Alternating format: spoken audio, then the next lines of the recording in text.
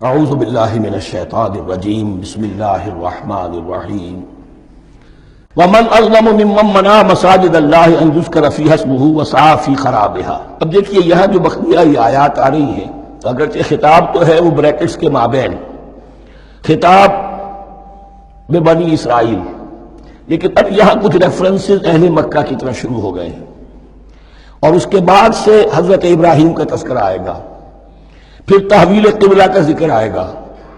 تحویل قبلہ میں ظاہر بات ہے کہ وہ قبلہ جو ہے وہ مشرکین مکہ کے قبضے میں تھا اس وقت، اس حوالے سے ریلیونٹ کچھ مضامین جو ہیں اس کی تمہید باندھی جا رہی ہے۔ یہ ساری تمہید ہے جو آگے آنے والا مضمون ہے تحویل قبلہ، جو علامت تھی اس بات کی کہ اب وہ سابقہ امت مسلمہ معزول کر دی گئی اور نئی امت محمد صلی اللہ علیہ وسلم اس مقام پر نصب کر دی گئی، انسٹال کر دی گئی۔ اس کے حوالے سے جو مسئلے اٹھیں گے، اسی لیے قال الذین لا یعلمون مثل قولہم، میں نے عرض کیا کہ یہ مشرکین مکہ کی طرف اشارہ ہے۔ ومن اظلم ممن منع مساجد اللہ یذکر فیہا اسمہ، اس سے بڑھ کر ظالم کون ہوگا جو اللہ تعالیٰ کی مسجدوں سے لوگوں کو روکے کہ وہ اس میں اس کا نام لے سکے۔ چونکہ مشرکین مکہ نے مسلمانوں کو محروم کر دیا تھا حرم سے، اب وہاں جانے کی ان کو اجازت نہیں تھی۔ سن 6 میں حضور گئے بھی ہیں، تب بھی یہ کہ صلح حدیبیہ ہو گئی، واپس آنا پڑا، عمرہ کرنے کی اجازت نہیں ملی۔ سن 7 میں پھر ہوا ہے، تو یہ 7 برس بہت شاہ گزرے ہیں محمد الرسول اللہ صلی اللہ علیہ وسلم اور اہل ایمان پر۔ اب یہاں ذکر ہو رہا ہے ان کا، قریش کا۔ ومن اظلم ممن منع مساجد اللہ یذکر فیہا اسمہ وسعی فی خرابہا، اور وہ اس کی تخریب میں لگے ہوئے ہیں۔ یہ خراب تخریب، یہ تخریب دو طرح کی ہوتی ہے، ایک ظاہری تخریب ہوتی ہے کسی مسجد کو گرا دینا، اور ایک ظاہری نہیں باطنی معنوی ہوتی ہے۔ وہ جو تخریب ہے وہ یہ ہے کہ توحید کی بجائے اسے شرک کا اڈا بنا دیا ہے۔ وہ تو دنیا کے بت قدوں میں پہلا وہ گھر خدا کا، ہم اس کے پاسباں ہیں، وہ پاسباں ہمارا، 360 بت رکھ دیے گئے اس گھر میں لا کر، جو ابراہیم نے تعبیر کیا تھا توحید خالص کے لیے۔ وسعی فی خرابہا، یہ لفظ ذرا نوٹ کر لیجئے، یہ ایک حدیث میں بھی آیا ہے، بڑی دلدوز حدیث ہے، اور میں چاہتا ہوں کہ آپ اسے ذہن میں رکھیں۔ حضور نے فرمایا یوشک ان یاتی علی الناس زمان، اندیشہ ہے کہ لوگوں پر یعنی میری امت پر ایک زمانہ ایسا بھی آ جائے گا، اب گنتے جائیے، لا یبقى من الاسلام الا اسمہ، اسلام میں سے اس کے نام کے سوا کچھ نہیں بچے گا۔ ولا يبقى من القرآن الا رسمہ، قرآن میں سے اس کے رسم الخط، الفاظ اور حروف کے سوا کچھ نہیں بچے گا۔ اسی کی اللہ تعالی نے ضمانت دی ہے، یہ محفوظ رہے گا رسم عثمانی۔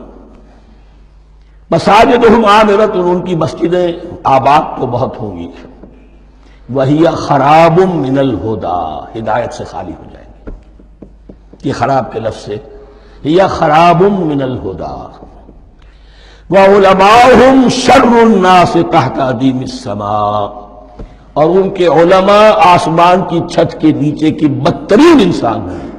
من عندہم تخرج الفتنۃ وفیہم تعود، فتنہ انہی کے اندر سے برآمد ہوگا اور انہی میں گھس جائے گا، یعنی ان کا کام فتنہ انگیزی، مخالفت، جنگ و جدال، بھڑکانا، اپنے اپنے فرقے کے لوگوں کے جذبات کو بھڑکاتے رہنا اور مسلمانوں کے اندر اختلافات کو ہوا دینا، یہی ان کا کام رہ جائے گا۔ آج جن کو ہم علماء کہتے ہیں ان کی عظیم اکثریت اس کیفیت سے دوچار ہو چکی ہے۔ جب مذہب اور دین پیشہ بن جائے تو کوئی خیر اس میں باقی نہیں رہتا۔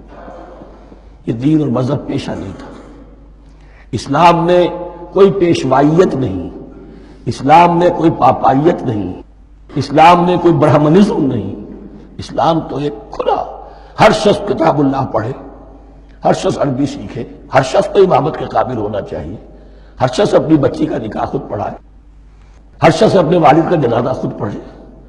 یہ جو ہم نے پیشہ بنا دیا ہے اور پھر انہیں پیسے دیتے، ظاہر بات ہے کہ اس پیشے کے اندر تو پیشے میں عیب نہیں، رکھیے نہ فرحاد کو نام، تو پیشہ میں تو جو کچھ پیشہ ورانہ چشمکیں ہوتی ہیں اور جو خباثتیں ہوتی ہیں وہ آتی ہیں۔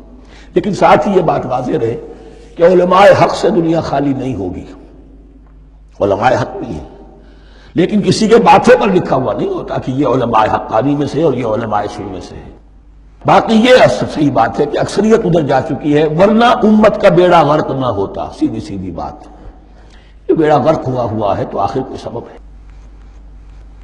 اولئک ما کان لہم ان یدخلوها الا خائفین، ایسے لوگوں کو تو سوائے اس کے ان کا کوئی مقام نہیں ہے کہ انہیں داخل ہونے کی بھی اجازت نہیں ہونی چاہیے اس میں، یعنی اللہ کی مسجدوں میں، مگر خوف زدہ ہو کر، ڈر کر۔